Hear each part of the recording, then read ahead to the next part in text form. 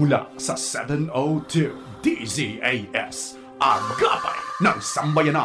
Narito na ang programang mag-uugnay sa iyo tungo sa wastong kamalayan sa batas, praktikal na talakayan ng mga alituntunin at balitaktakang may kaugnayan sa mga patakaran ng bayan. Kinilala sa Golden Dove Awards bilang Best Documentary Program. Ito ang Tabas ng Batas!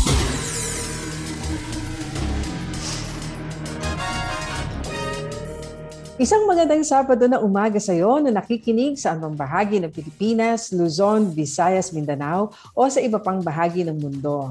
Marhay na aga sa inyo naming nakikinig dyan sa Bicol Region sa pamamagitan ng CARE 104.3 The Way FM. At dyan naman sa Zamboanga City na nakikinig via 1116 DXAS Radio Comunidad Buenos Dias. At magandang umaga rin sa mga nakikinig sa 1062 DXKI, your friendly voice sa Coronadal City. Gayon din sa mga nakikinig sa 1197 DXFE Davao at maging sa mga naririto sa Metro Manila na walang sawang nakatutok at nakikinig. Happy listening po sa inyo. Kami ang inyong kakampi sa batas. Ngayong Sabado na umaga, ako po si Atty. Chona Cruz Gonzales. At ako naman po, si Attorney Jeremiah Belhica. Ito po ang iyong programang Tabas ng Batas. Dito po lamang sa 702 DZAS FEBC Radio TV. Miyembro po tayo ng kapisanan ng mga broadcasters ng Pilipinas. At tayo rin po ay napakikinggan sa ating mga social media accounts sa Facebook, YouTube ng 702 DZAS Radio TV. At sa Channel 185 po through Signal TV sa pakikipagtulungan po ng GCTV. At tayo ay sinasamahan din ng ating cute crew na si Absidi Ferrer, ang ating prod-techs na sila Benjo Morano, Reggie Villena, Nathaniel Peralta at RTV na sina Eileen Valdez, Wenmark Balatukan, Angelica Calayag, Raymond Paner at maging yung mga kasama natin sa Bukawi Transmitter site. Siyempre, kasama rin natin ang tumutulong si Miss Minka Chanko. Yes, definitely. Hello. Ayan. Cute crew din yan. Cute crew. Cute crew rin. At sa puntong ito, nais po nating pasalamatan ng ating mga kaagapay na patuloy nating nakikipartner dito po sa ating ministry sa FEBC. Sa tulong po ng Panginoon at sa suporta po ninyo lahat, mahigit na 7 dekada na pong naibabahagi ang tama at mabuting balita ng ating Panginoong Hesukristo. Sa mga nais naman pong maging kabahagi ng ministeryo po natin, ay maaari ho kayong magpadala ng ipong mensahe sa FEBC Facebook page sa 702 DZAS FEBC Radio TV o bisitahin po ninyo ang website po na donatenow.febc.ph. Yan po yung one word, no? donatenow.febc.ph para naman sa iba pang mga detalye. Okay? So, sa oras na ito ay tayo ay dadako na sa ating pagkaing pangkaisipan.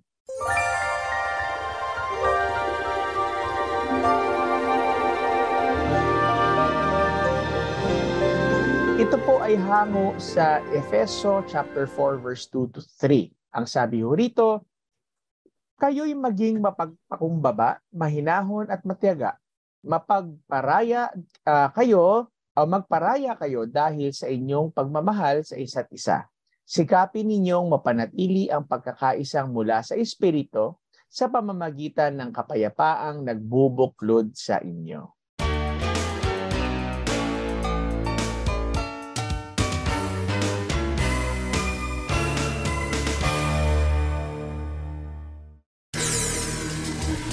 Kayo po ay aming inaanyayahan na makibahagi sa ating diskusyon ngayong umaga. Kaya kung meron kayong komento, lalo na kung may katanungan, maaari po niyang ipadala sa amin sa pamamagitan ng ating Facebook page, ang Tabas ng Batas FEBC. At habang naroon kayo, please like and share.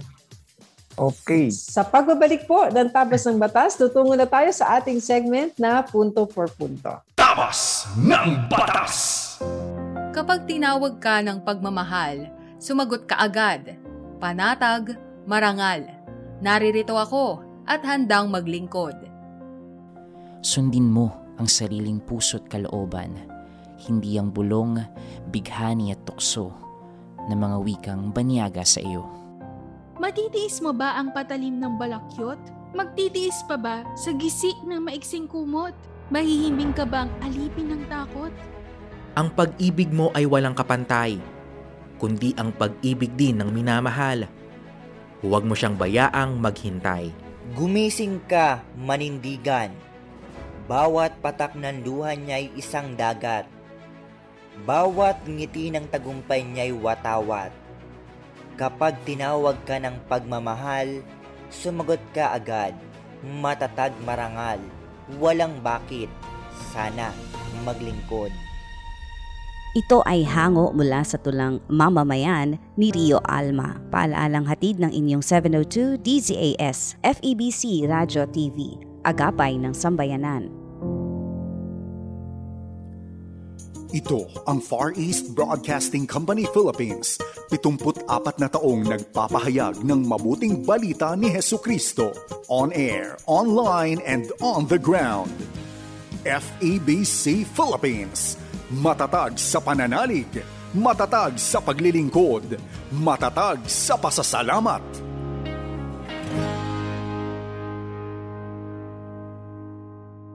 Paksang legal na siniksik sa mga kaalamang praktikal sa isang makabuluhang talakayan sa Punto por Punto.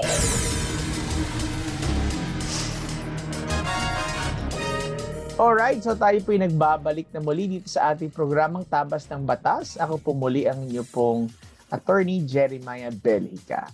At ako naman po si Atty. Chona Cruz Gonzalez. At sa ating punto por punto segment, sigurado na meron tayong pag-uusapan na naman na napaka-interesting. Kaya ano ba ang ating topic ngayon dito sa ating unang segment?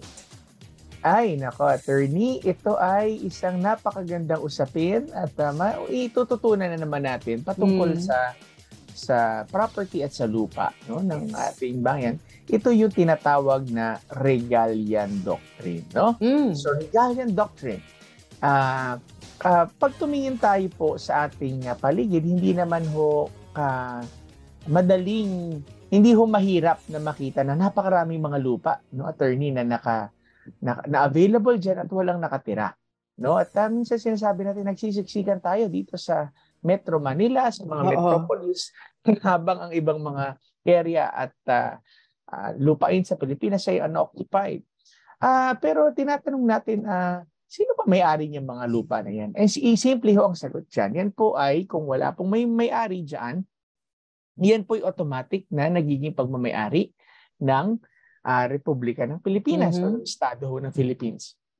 Dahil ito po ay ayon sa doktrina ng batas na tinatawag na Regalian Doctrine. Yung ibig sabihin, coming from the word na regalia, which means the crown. Yung konsepto na ang lahat ng mga lupain sa Pilipinas ay pagmamay-ari ng Republika o ng state ng Philippines, ito ay nanggaling sa concept na noong panahon ng Espanya ay ang hari ng Espanya ang siyang may-ari ng lahat ng mga lupa because of this Regalian Doctrine. So syempre, nung tayo ay inilipat na sa mga Amerikano ang sabi nga dominion over the Philippine Islands, ito rin ay inilipat noong 1946 din doon sa ating current na Philippine government. Kung kaya nga ating mababalikan pa din yung konsepto ng Regalian Doctrine, ibig sabihin ang lahat ng mga lupa na hindi pagmamay-ari ng mga individual na mga tao in their personal capacity ay pagmamay-ari ng state under the doctrine of the Regalian or Regalian Doctrine. Pero maaring yung iba ho sa atin ay nagtatanong ay saan ho ba nanggaling itong konsepto ng Regalian Doctrine at paano nga naman naging pagmamay-ari daw ng kaharian ng Espanya ng Pilipinas. Nung naitanong ko ito, attorney, doon sa ilan sa aking mga estudyante, ng mga law students, tinanong natin ay paano nagkaroon ng karapatan ang Spain sa Philippines. Ang sabi nila, because of discovery and occupation and conquest. Tama naman. Pero yung discovery, occupation, at conquest ito ay kadalasan hindi nalalaman at marami sa atin na ito pala ay may pinagmulan na isang papal edict, no? Isang tinatawag na kautusan na ang Vatican during that time, yung tinatawag na mga papal bulls, no? Yung papal bulls, dahil nung panahon na yan, nung medieval period, ang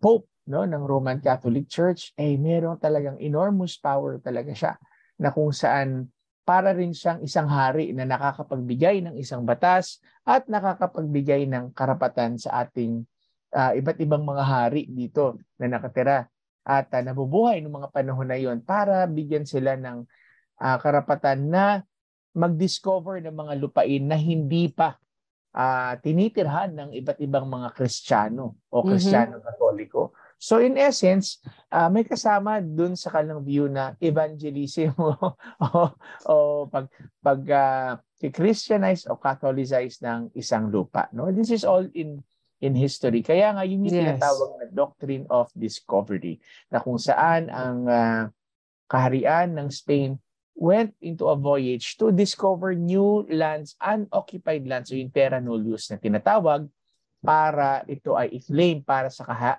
kaharian ng Espanya at sa pangalan din ng simbahan. So long story short, ito po ay alam na ho natin na ito ay inoccupy tayo for 333 years at inilipat naman po sa Amerika through the Treaty of Paris, at ito naman po ay inilipat sa ating current po na gobyerno at state noong 1946. Ang Regalian Doctrine din ay recognize ng ating Constitution sa Article 12, sa Section 2, Article 12 of the 1987 Constitution, na kung saan sabi, all lands of the public domain, waters, minerals, coals, petroleum, and other mineral oils, all sources of potential energy, fisheries, forest or timber, wildlife, flora, and fauna, and other natural resources are owned by the state. So, kaya nga, marami sa mga lupa ho natin, ang karamihan po, no, kung hindi lahat ho ng mga lupa sa atin, ay by default ay pinagmamay-ari po ng Estado. So, balit, kasama din yan sa paniniwala na kung meron ka man private property over your land, ay somehow ito ay girinat din sa'yo ng pamahalaan in behalf of the state. Okay? Pero alam natin, attorney, na meron kasing isang magandang mga naging findings o naging desisyon ang Korte Suprema noong mga nakaraang panahon patungkol dito sa Doctrine of Discovery. Hindi lang dito sa Pilipinas, lalo-lalo na sa Estados Unidos, no?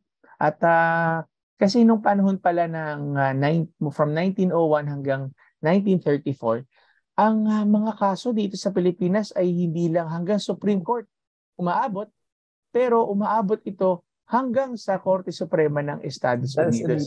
Yes. Oo, di ba kaya nga merong tayong Philippine report. So, na puro US ang mga para US versus ganito, no? Or in reverse. So, opo, no? So ang isa sa mga kaso ng nagtalakay ng Doctrine of Discovery ay yung kaso ng Macintosh,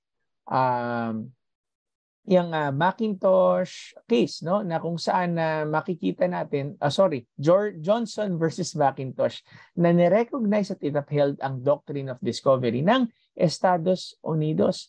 At any rate, sinasabi, stating that the title of land which has been discovered and conquered belongs entirely doon sa nakadiscover na bansa. And during that time, these are the European nations, no? Subject only dun sa karapatan ng mga natives na to occupy them. So in short, sinasabi yung mga native, yung tinatawag nila ng mga native Indian daw, pero actually hindi naman daw sila Indian, Native Americans. Ang sabi doon ay meron silang right only to occupy na maaaring mapalitan ng right of discovery dahil nung mga nakadiscover na lugar. So, yun ay dinegitimize nila. At actually, attorney, up till now, yet is a very controversial case at marami pa rin mga indigenous groups even in the US is trying to contest yung kanilang current na mga desisyon na yan. And even yung papal bulls tatlo yun na linabas nung Pope during the 15th century, hinihingi din na itong mga natibo na to na balik na rin at tanggalin.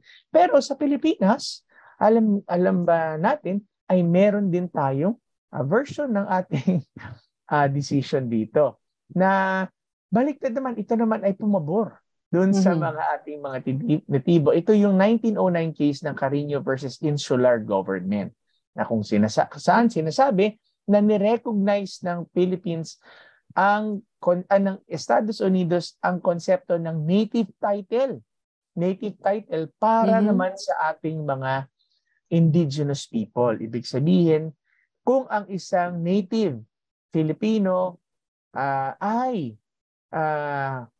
may possession at occupancy ng kanilang lupa bago pa dumating ang mga Espanya, ay nananatili silang merong may-ari ng kanilang lupa at hindi ito nare-recognize na naisasama doon sa tinatawag na Regalian Doctrine. Kaya pala, ngayon ay ito rin ang naging basihan, ang sumulat pa na to is the distinguished John Oliver Wendell Holmes. At ang sabi niya dito ay in short na may yung concept of native title. Kaya nga nagkaroon na rin tayo ng 1997 Indigenous Peoples' Rights Act and yung creation ng NCIP or National Commission on Indigenous People at ngayon meron tayong tinatawag na mga ancestral domain properties. Yes. Okay. So napakaganda ng atin hong usapin at tandaan ho natin na ang pagpapala ng Diyos sa Pilipinas pagdating ho sa natural resources ay sobra-sobra. Kaya nga po napakagandang bisitahin talaga ng ating mga mambabatas. Paano pa palalakasin ang kalayaan ng tao sa lupa? Sa mga taong gusto pang malaman ito, ay meron akong article, 2-part article na sinulat po na to sa The Manila Times. And we now know that these things are now working for the benefit ho ng taong bayan. Okay? So yan po. All right. So napakaganda nga na nalalaman mo yung history din ng mga kasi naririnig lang natin 'yan maaring sa mga nakikinig sa atin sabihin ano ba ang relevance ng Regalian Doctrine, meron pa ba ngayon 'yan but nakita natin exactly na yan ay nandun po sa ating constitution dinidefine kung ano yung mga properties, hindi lang pala lupa hindi ba na mapapabilang doon sa sinasabing pag-aari ng estado na pinamamahalaan naman ng gobyerno nung mga administrasyon na pumapasok at nahahalal. Kaya iba rin yung appreciation natin ngayon, di ba? Oo, dahil nauunawaan mo kung paano bang nagkaroon ng ganyang development dito sa batas natin. Sabi, bakit ba pagmamayari ng gobyerno? So ito yung narinig. I-share niyo po sa mga gusto pa hong mas makaalam. Okay,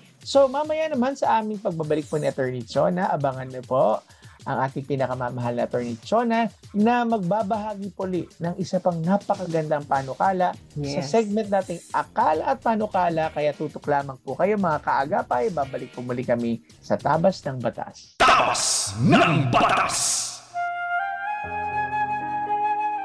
Ako si Pastor Jim Villafuerte mula CBN Asia. Samahan mo po ako sa isang panalangin. Ama naming Diyos, kami po ay lumalapit sa iyo upang ipanalangin ang mga kababayan po namin sa business sector.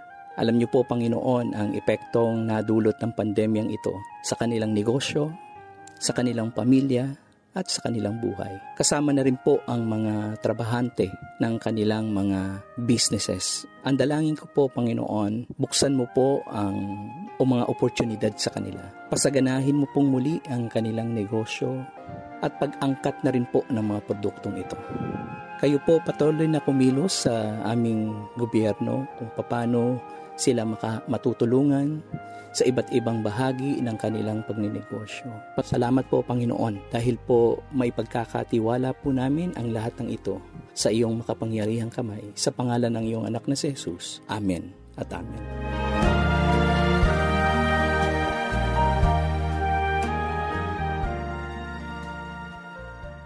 Ito ang Far East Broadcasting Company Philippines, 74 na taong nagpapahayag ng mabuting balita ni Hesukristo. On air, online, and on the ground. FEBC Philippines, matatag sa pananalig, matatag sa paglilingkod, matatag sa pasasalamat. Pagbibigay linaw sa mga palapalagay, ugnay sa mga panukalang batas. Akala at panukala.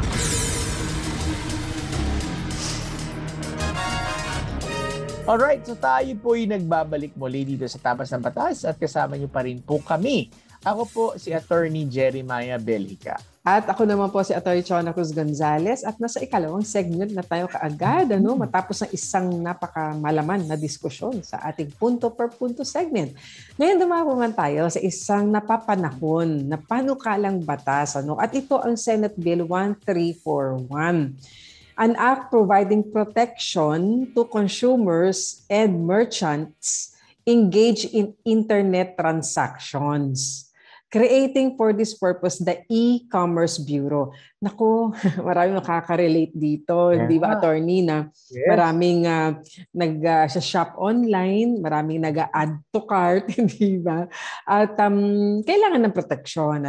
Kaya dito sa explanatory note ng ating mamabata, sabi niya, the Philippines is the fastest growing market in the Southeast Asian region. In 2020, e-commerce contributed 599 billion pesos or 3.4% to the country's gross domestic product or GDP. In 2021, its contribution reached 1.1 trillion pesos, exceeding the government's target of 850 million pesos, largely contributed by 73 million online active users. Wow! So talagang iba na yung system of doing business ngayon, di ba? So, online. The government's goal this year is to increase e-commerce revenue to 1.2 trillion pesos or 5.5% of GDP. Especially now, as we adjust to the new normal, so eto na tayo ngayon, majority of Filipinos have come to depend on technology and digital connections in most aspects of their lives, whether for work, education, healthcare, commercial transactions, or even daily social interactions.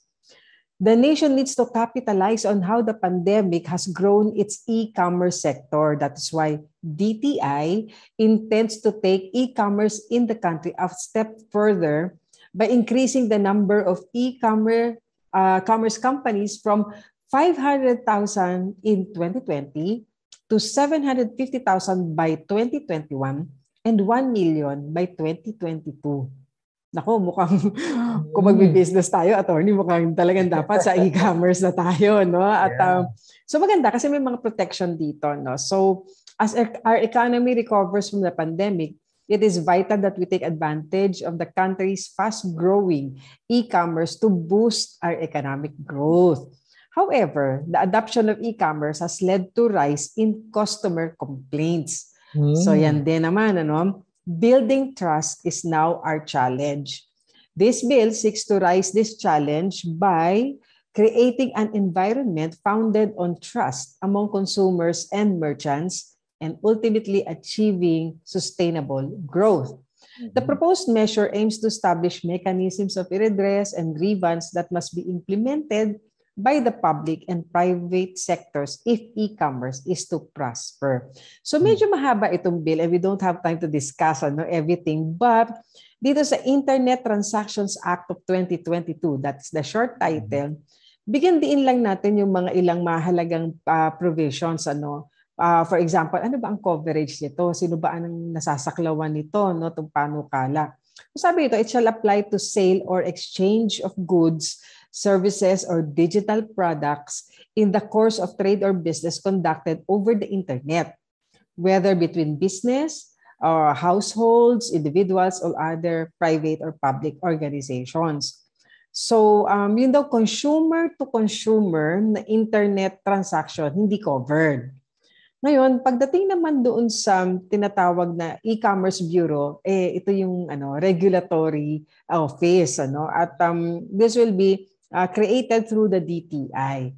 At naka-enumerate ang functions nitong bureau na ito na will safeguard din naman yung rights both by the business sector and the consumers. So tingnan natin ang sinasabi naman with regard to the rights nitong bureau na ito. Alam mo, may authority siya to take down. Mahalaga yun kasi hindi ba, attorney, marami rin mga bogus. Yeah.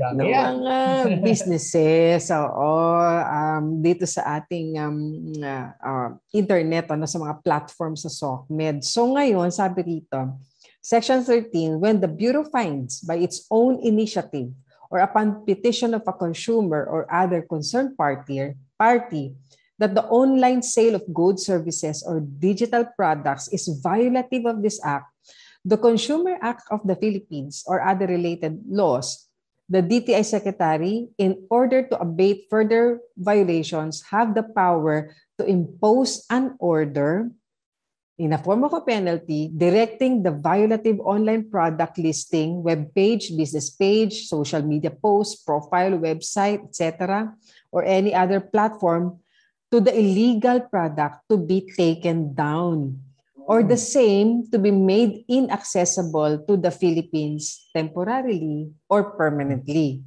Mag-i-issue rin siya ng advisory that no entry shall process payments made to any violating entity to ensure that the latter shall be rendered commercially inoperative. So, merong ganung lalagay na mechanism na para may control din naman ang Bureau under DTI na baka mamaya naman bogus nga yung binebenta na yan or yung serbisyo na yan.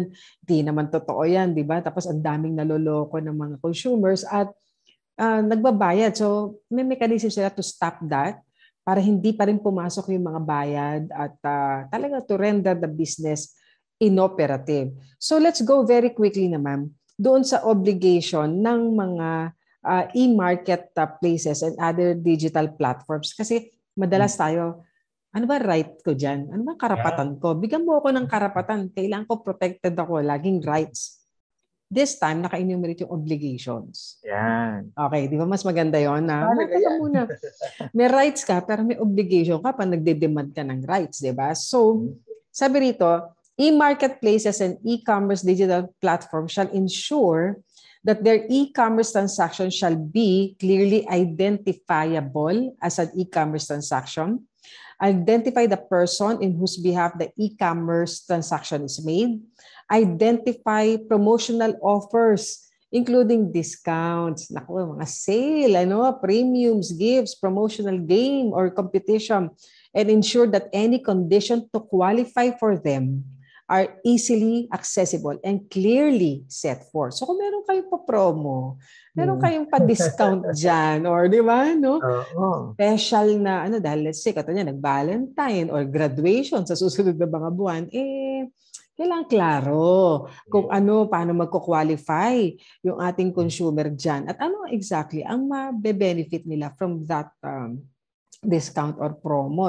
So, dapat din daw magre-require ng lahat ng online merchants to submit the following prior to the listing of their platforms. Kailangan name of the online merchant accompanied by 2 valid government IDs, geographic address, where the online merchant is located. Kasi di ba, attorney, ang hirap, hindi mo mahabol, hindi mo alam exactly, dahil walang physical office. So, i-require ngayon ang geographic address. Contact details of the merchant must include a mobile or landline number and a valid email address. In instances when the online merchant exercises a regulated profession, the online merchant shall require to submit details of membership in any professional body or similar relevant institution with which the online merchant is registered or otherwise a member thereof. So makikita natin dito, no, ni-enumerate na rito na to daw mga e-markets and e-commerce mandated them to maintain a list of online merchants registered under their platform para may accountability din naman, di ba? At transparency naman itong mga nagpo-provide ng digital platforms. Hindi tanggap lang sila ng tanggap. They take in itong mga businesses na ito na hindi naman nila kilala talaga, na hindi man lang nila na vet or na background check, no? So dito may responsibility silang ganyan. The digital platform shall also allow or not allow the sale of regulated goods but not limited to chemicals, food, drugs without verifying the online merchant's compliance with regulatory permits and licenses. Baka mamaya kung ano na binibenta niyan, di ba? So, mahirap din yun. Kaya, actually, meron pa dito namang obligation ng retailers and online merchants. Ano? So, very quickly lang, na i-ensure lang nila na nagbebenta yung goods received by the consumer, na yung same condition, type, quantity, quality of the sample or picture model, kasi ang ganda-ganda sa kanilang website, no? Tapos pag na-receive mo, bakit ang layo yata? Parang iba. Oo, di ba? So kailangan daw pareho, same condition. It must fit the particular purpose for which the online consumer requires them as communicated to the retailer or online merchant at the time of the perfection of the contract. So, in-enumerate lang dito of what is expected doon sa mga magbebenta sa online. At of course, may obligation din naman, no, yung mga buyers. At may grievance mechanism dito. Let's say, syempre, baka mamaya defective yung product or hindi, di ba, hindi truthful dun sa in-advertise na promo. Ng consumers, rather, will always have that recourse to complain dito sa bureau na ito under DTI. So, yan po ang ating maganda, no? Maganda yan. Actually, attorney, nandun pa ako nung when it was being crafted. So, kasama yan talaga sa ito naman dun sa customer-facing automation yan. Kasi yung meron din tayong automation program sa government, pero syempre dapat may automation na rin naman sa mga consumer tsaka sa mga retailers na tinatawag.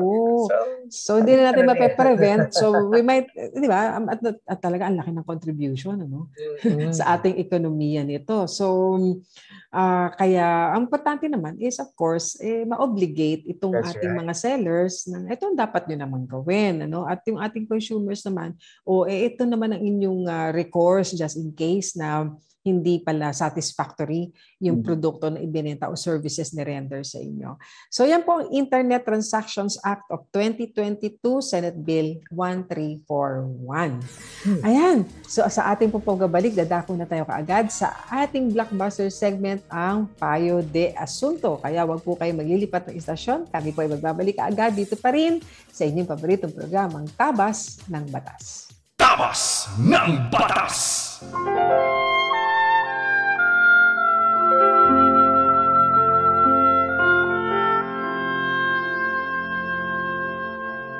Lahat ng sumusunod sa salita ng Panginoon ay mayaman, di man sa material na bagay, ngunit sa yamang di naman mawawala, pagkat atin ito magpakailanman.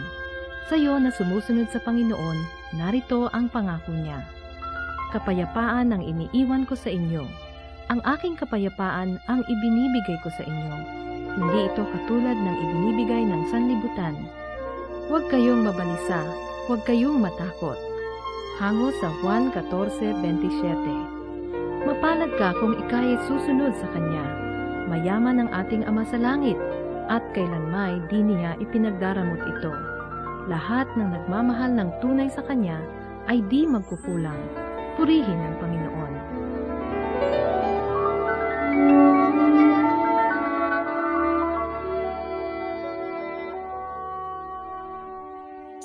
Ipinagdiriwang ang ika-74 na taon sa Himpapawid sa radyo, telebisyon at social media.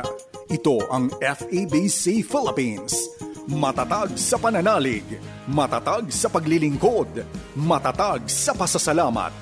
kasapi ng KBP, kapisanan ng mga broadcaster ng Pilipinas. Mga kasong bibigyang pansin at mga katanungang sasagutin, yan ang tututukan at gagabayan ng Payo de Asunto.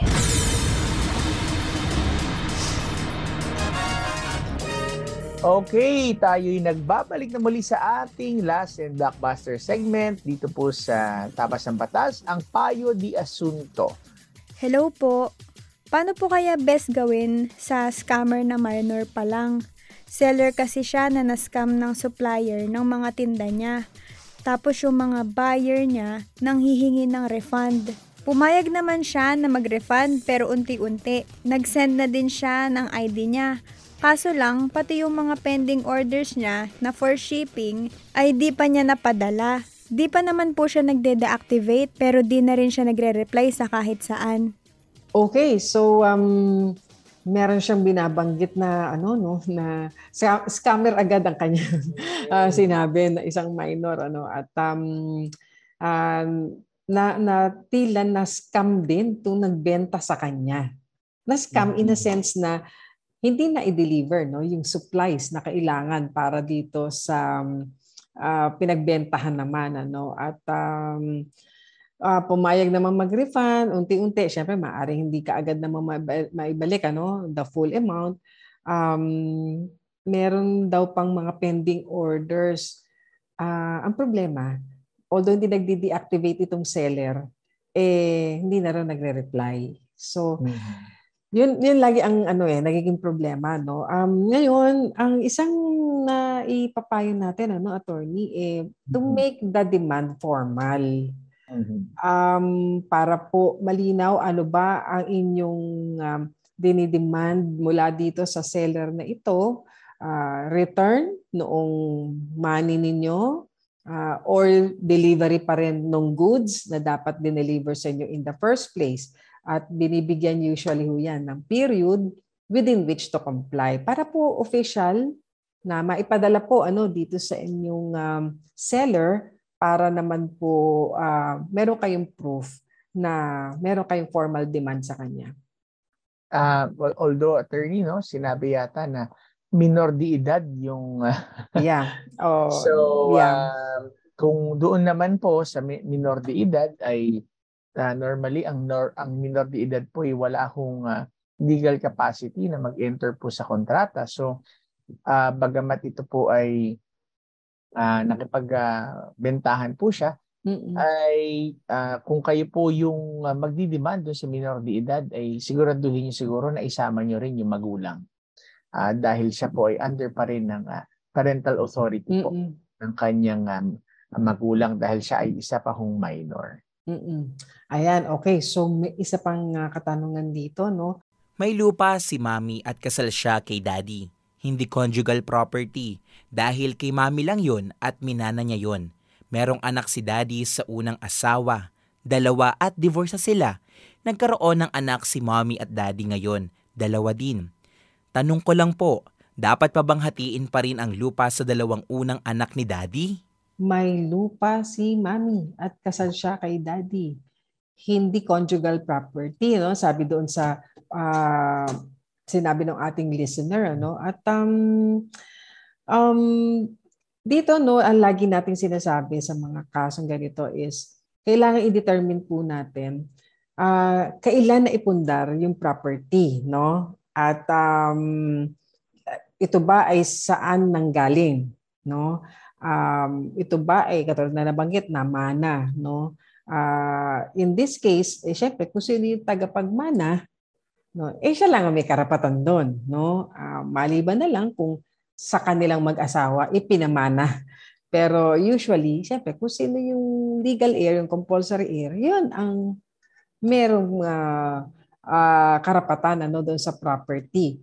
At dito sa inyong pagsasama naman bilang mag-asawa, syempre pagdating ng panahon at nagkaroon na ng merong naaring nawala na, doon lamang iaayos yung property na yan, whether it's conjugal, parapernal, hindi ba? O sinasabi natin mga exclusive properties, ano, makakasama na yan sa estate, ano.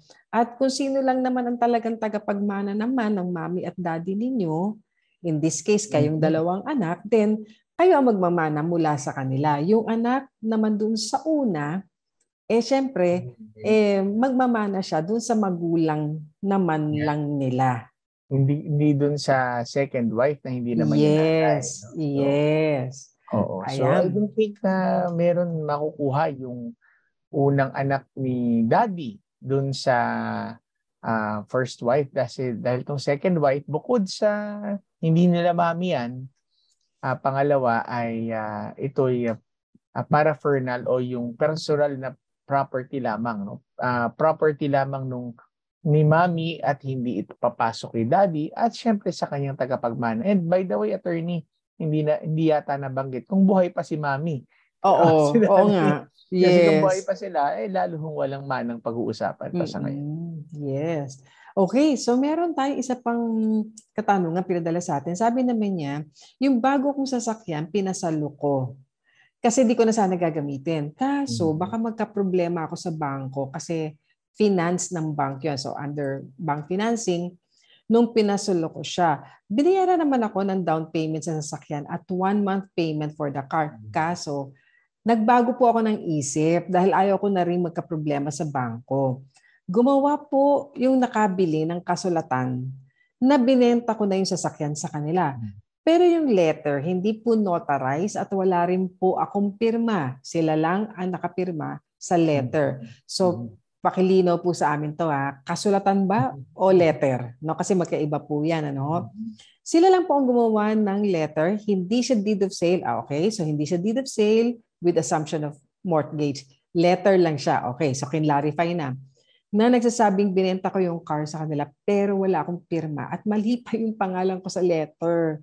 Hindi siya notarized. Mababawi ko pa ba yung sasakyan ko? Since nakapangalan pa rin naman siya sa akin, under siya ng bank financing. Willing ako ibalik yung binayad nila. I just want to get the car back. No, pwede. Kasi kung hindi naman effective yung kontrata, hindi nyo pinirmahan, wala hong verbal na agreement dyan. At besides, kayo pa rin ho ang mananagot niyan sa bangko, sa bayad po yan dahil hindi nyo naman ho ginawang party ang bangko.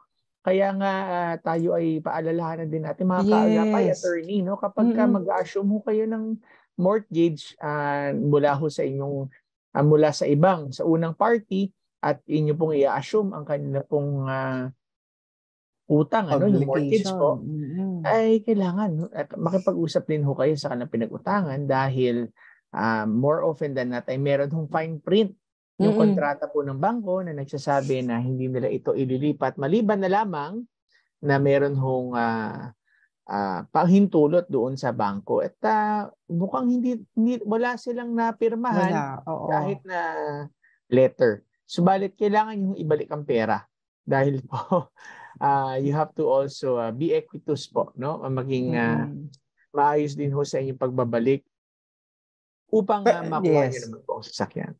At maganda, put in writing din.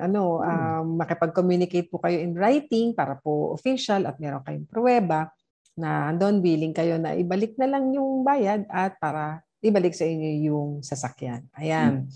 So, ito naman, from car to dog cage. Ayan. So, ganyan ka-varied ang questions natin. Sabi niya, ano po ba ang pwedeng gawin dun sa nagkontrata na gagawa ng dog cage namin? Sabi, mag-down muna. So, 6,000. Nag-down po kami January 14. Halaga ng cage is 9,000.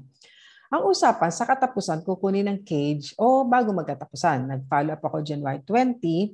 May pinabago ako, okay naman daw. So, January 26, nag-follow up ako kung pwede i-deliver ng January 28. Pero wala na pong reply. So, nangako pero hindi na-deliver. Nangako ulit, pipilitin daw. Until now, wala pa rin. Pinunta na namin sa bahay. Ang sabi ng wife, hindi rin niya makontak yung asawa niya. At sabi namin, ibalik na lang yung pera. Iniwan ng GCash number ko. Kinuha ko po ang number ng wife. Nagtry ako pero hindi na ho namin makontak yung number ng wife. Pati yung kinontrata namin na gagawa ng dog cage, hindi na rin makontak. Ano po ba ang gagawin namin?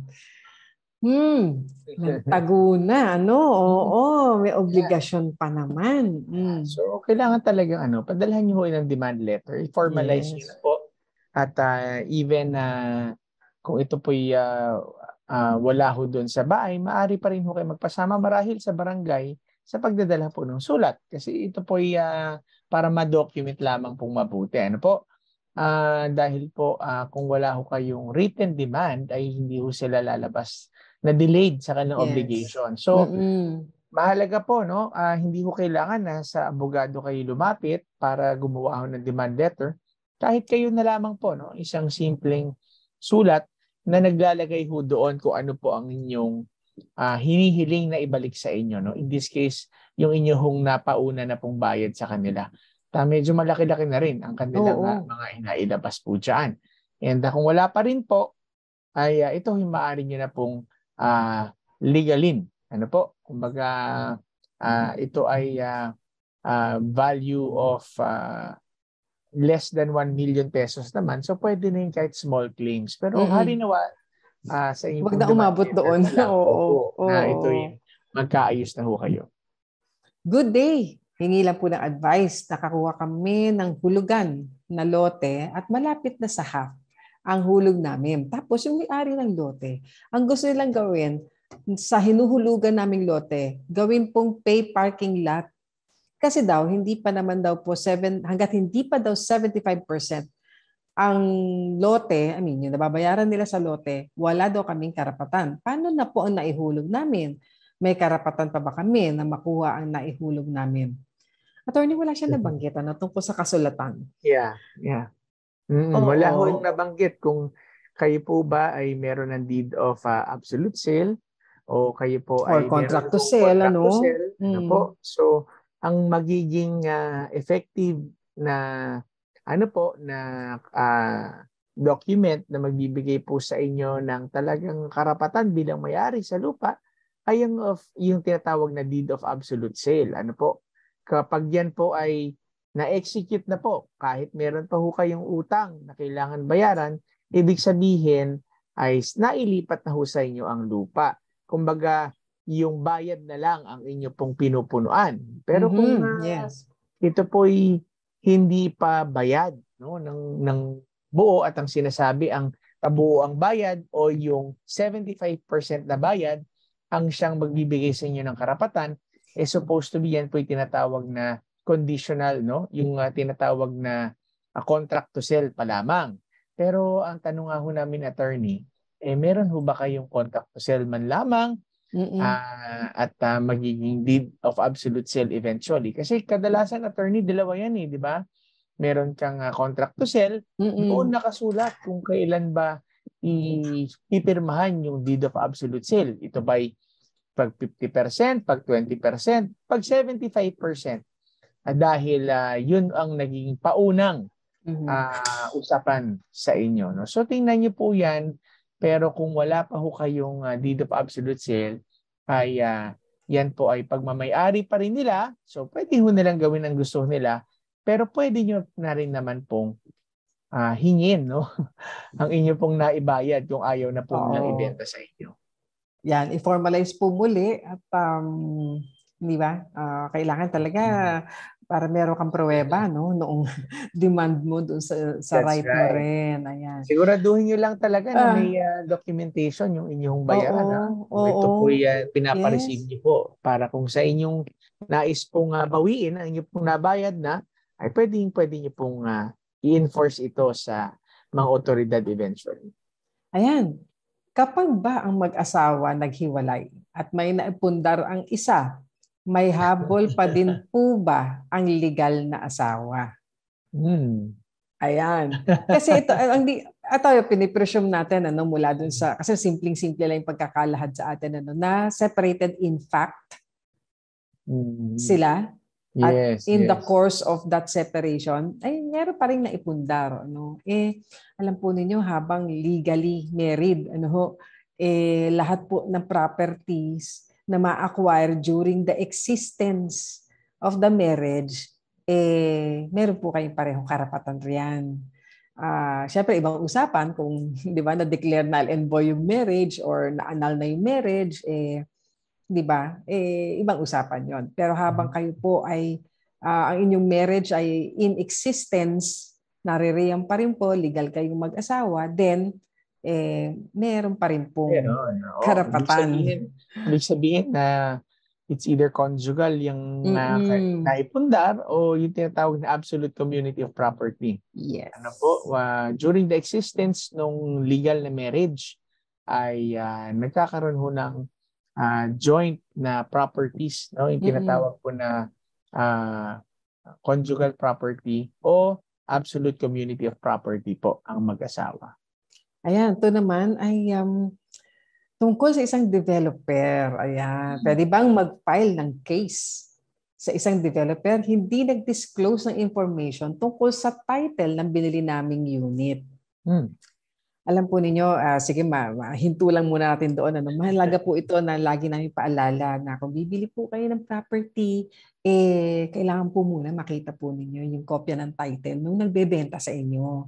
Yung tax declaration, titingnan nyo rin po yan. I-verify nyo po yan doon sa Register of Deeds for the title at i-verify nyo naman po yung tax declaration sa Tax Assessor's Office. Para sigurado po kayo, yung nagbebenta sa inyo, merong karapatan doon sa ibinebenta niya, siya ang nakapangalan doon at kaya niya ngayong isalin yan sa inyo. Okay, so we started to pay the first equity last 2019 at expect po namin maitayo ng 2021. Siguro yung bahay, ano? Until now, wala pa rin nangyayari. When we decide na ipasa na lang sa ibang buyer, we found out hindi pa pala nakatitle sa new developer yung unit. Ang issue ay parang may utang pa po yata. So nasa old owner pa rin ang title. OFW po ako, limited lang ang time ko sa Pilipinas. Wala akong idea during the time na kinuha ko yung unit, ano ang pwedeng gawin. Okay. Attorney, ano yan? Una ho sa lahat, i-checkin niyo po kung siya po may license to sell bilang isang developer. Yan po ay ayon po mismo sa Presidential Decree 957. No? Yung 957, ito po yung tinatawag na parang Biblia daw ng mga developer. Ito yung nag-govern po sa mga relasyon ho ng developer at sa mga bumibili naman po ng mga subdivision at condominium. At kung ito po ay hindi ho dun sa developer at hindi ho nailipat doon sa developer na nagbebenta noong unit, ay baka ho ang nabili nila, attorneys, yung tinatawag na pre-selling. So, dapat actually kung hindi pa ho talaga nagkakaroon ng license to sell, ay hindi ho sila dapat nagbebenta.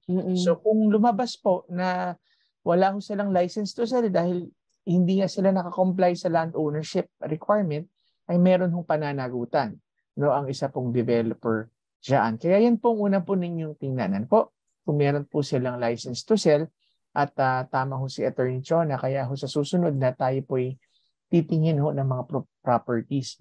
Kung ano man yan, kotse, lupa, titingnan ninyo lagi.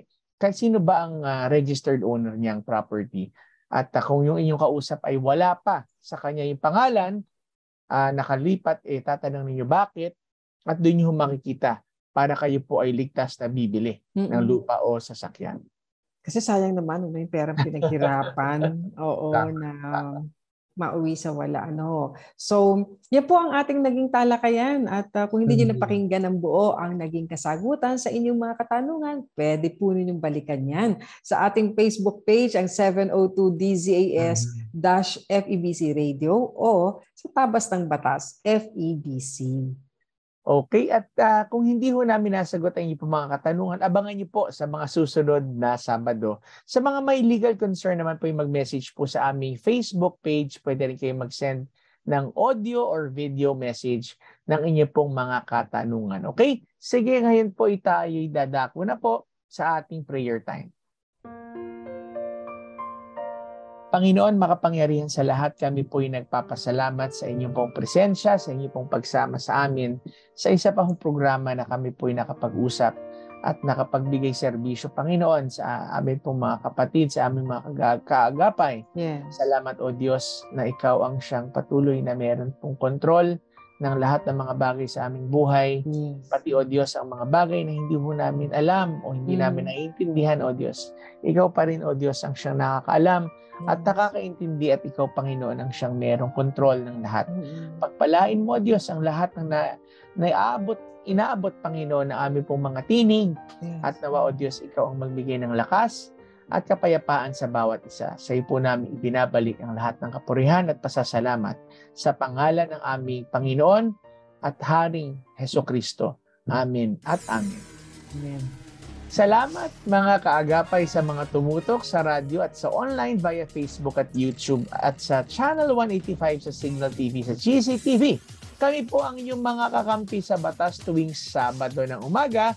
Ako po si Attorney Jeremiah Belica. At ako naman po si Atty. Chona Cruz Gonzalez na nag-aanyaya sa inyo lahat. Samahan kami muli sa susunod na Sabado sa parang oras at himpilan. Kaya't lagi po nating tatandaan, kung uunawain at susundin, kakampi mo ang batas. Nais po namin makarinig mula sa inyo. Para sa mga kuro-kuro, mungkahi, o mga bagay na nais ibahagi sa palatuntunang iyong napakinggan, sumulat lamang sa 702 DZAS, Agapay ng